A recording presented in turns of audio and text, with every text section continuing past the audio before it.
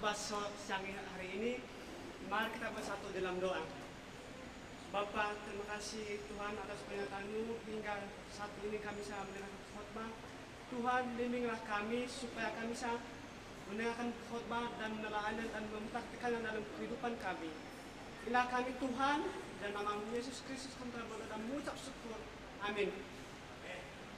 Baik, saya akan mengambil firman Tuhan bagi kita, yaitu Matius pasal 10 ayat 16. Beginilah firman Tuhan. Lihatlah, aku mengutus kamu seperti domba di tengah-tengah serigala. Sebab itu, hendaklah kamu cerdik seperti ular dan tulus seperti merpati.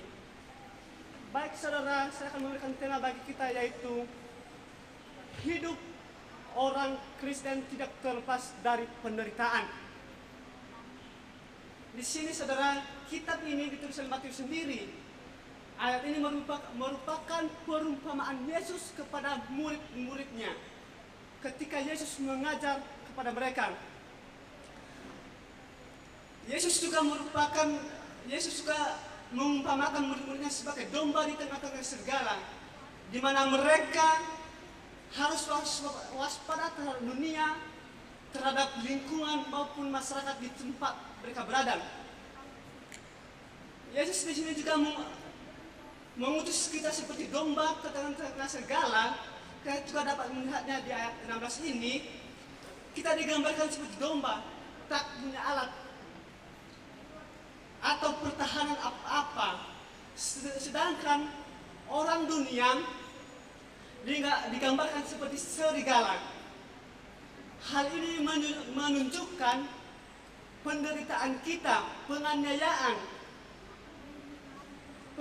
serta segala sesuatu yang terjadi kepada dunia memperlakukan kepada kita. Lalu bagaimana kita harus cerdik, saudara?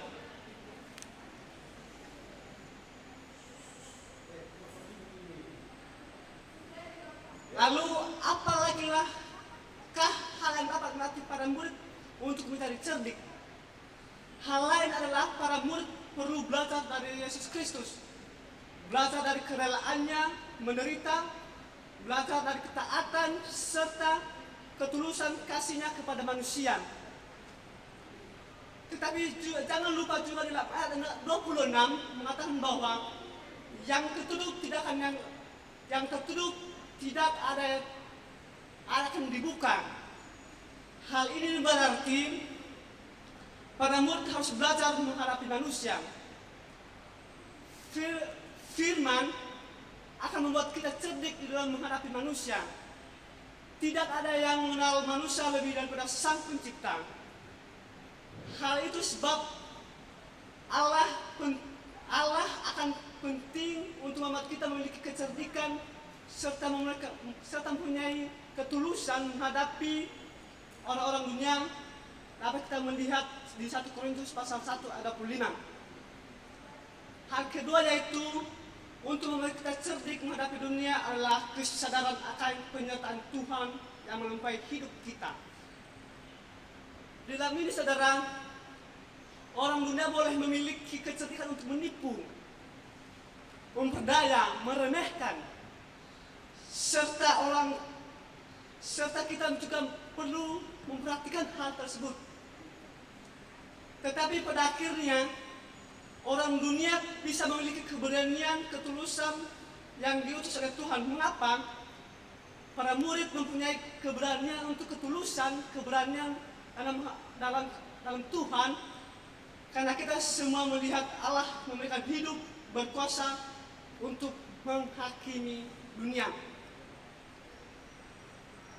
Karena itu,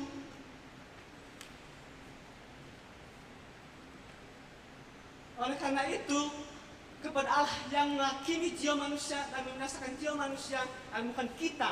Ketika segala itu datang menyapa dan menyerang kita sebagai domba hanya bersandar kepada gembala, yaitu gembala Sang Yesus Kristus. Jadi di sini saudara, kita harus cerdik dan sabar dan tabah. Dalam ini juga jangan takut dan gentar. Kasihilah orang yang sebelum mengenal Kristus. Kenali betapa jahat mereka dan betapa kejamnya mereka bisa bertindak. Tapi jangan takut karena Tuhan dengan kekuatan yang melampaui kekuatan manusia sendiri. Untuk aplikasinya bagi kita saudara, betapa mengerikan pengikut Tuhan itu, penuh hanya dan penuh bahaya. Apakah kita berarti kita tidak usah mengikuti dia? Salah saudara. Siapa manusia yang ada dalam dunia ini bebas dari aniaya? Apakah itu kayak tentara? Tidak, malah tentara pun ada sasaran dari lawan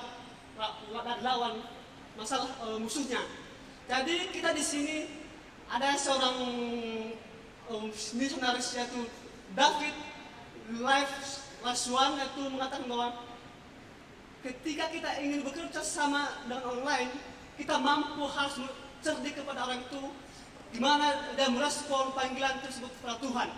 Jadi di sini kita harus merespon panggilan, tetap cerdik dalam mengambil penderitaan itu, cerdik mengambil penderitaan, jangan lepas dari penderitaan, tapi hadapilah penderitaan itu dengan kesabaran dan kepintaran yang diberikan Tuhan oleh firman Tuhan. Baca ramai kita berdoa. Bapa, terima kasih atas firman-Mu yang telah Engkau sampaikan oleh mulut hamba-Mu. Dalam firman ini menjadi berkat baik pendengar maupun pengkhotbah Tuhan. Dan juga saya sebagai pengkhotbah tidak diterima dan tidak layak untuk di kerajaan surga.